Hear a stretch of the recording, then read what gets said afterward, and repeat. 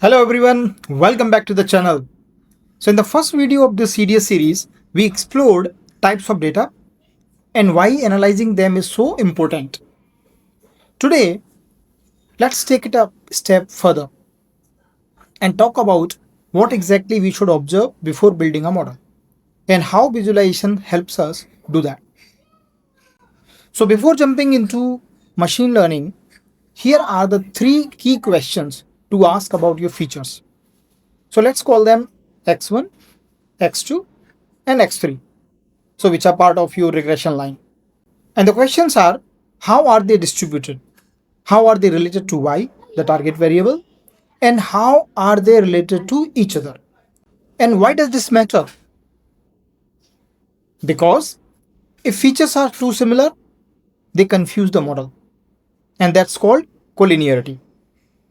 So the feature, as we explained earlier, like your grocery, and you also have a milk, say in your expense list, they may look quite similar because milk there indirectly impacts your grocery bills. Coming to second point, if they move together, they may be correlated. And the third, the degree to which they move together, up or down, and that is called covariance. So sounds a bit technical, but don't worry. As soon as we start visualizing, it all clicks. So let's begin with the simplest case, univariate analysis. Ask yourself this question: is my variable categorical or numeric? If it is categorical, use a bar plot or a count plot. Example, how many people like each fruit? So bar plot, you already know the counts and it will display for you. In case of count plot, you will ask Python, okay, please do the counting for me and also plot for me. And if your variable is numeric, check if it is continuous or discrete. So in case of continuous, we will go for histogram or box plot.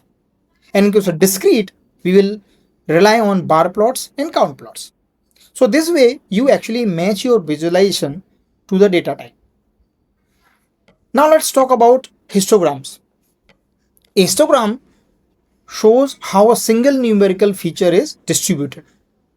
So it helps us answer, is the data skewed left or right? Are there any outliers? Is the data tightly pegged or spread out? So in short, it reveals the shape of the distribution. And if you watched my earlier video on mean, median and skewness, this will immediately connect. So next up, the box plot. Box plots are amazing when you want to compare the same feature across groups, like income by region or marks by subject.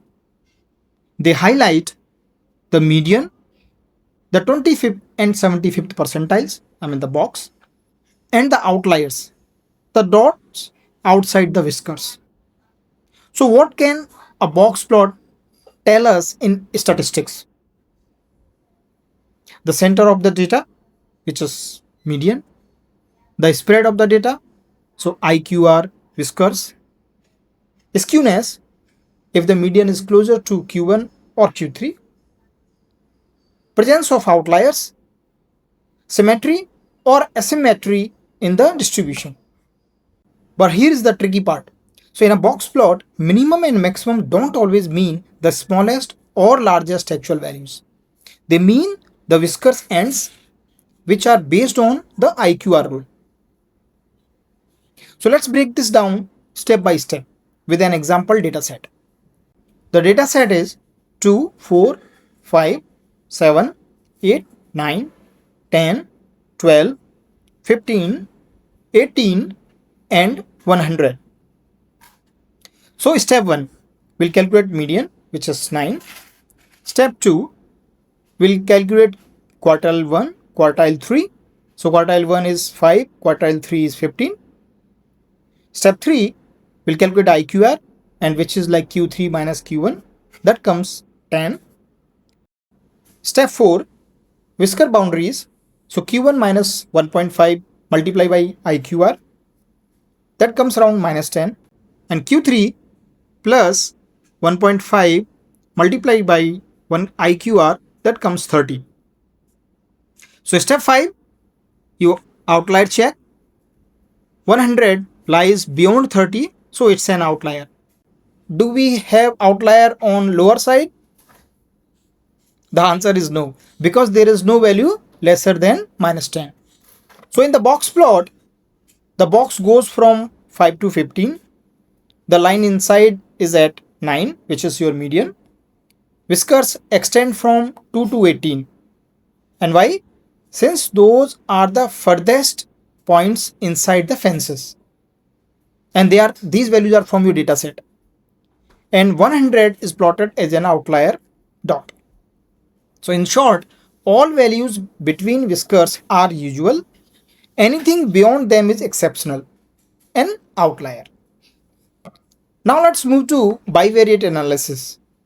Relationships between two variables. So there are now three cases. Categorical versus categorical. For that, we plot usually stacked bar plot. You can see an example here. So device usage by age group. Teens use mobiles the most. Seniors the least. Second is categorical versus numerical. So for which I draw box plot. And for this, the example is education level versus income. And the third one is numerical versus numerical. We will plot Scatterplot, correlation matrix, heat map, and trend line. An example for this, I think we have covered a lot earlier in other videos, that height versus weight or study time versus marks. So scatter plots are especially powerful. They can show clear trends, clusters, or unusual data points. So far, we have explored univariate and bivariate analysis, and we also took a deep dive into box plots. In the next video, we will tie this back to regression, looking at the equation, multiple features, and the key assumptions you need to know. And in the final video of this series, we will go hands-on and implement everything we learned. So if you enjoyed this video, hit that like button la. Drop your questions in the comments. I would love to hear from you. And if you want more such videos, don't forget to subscribe, bro.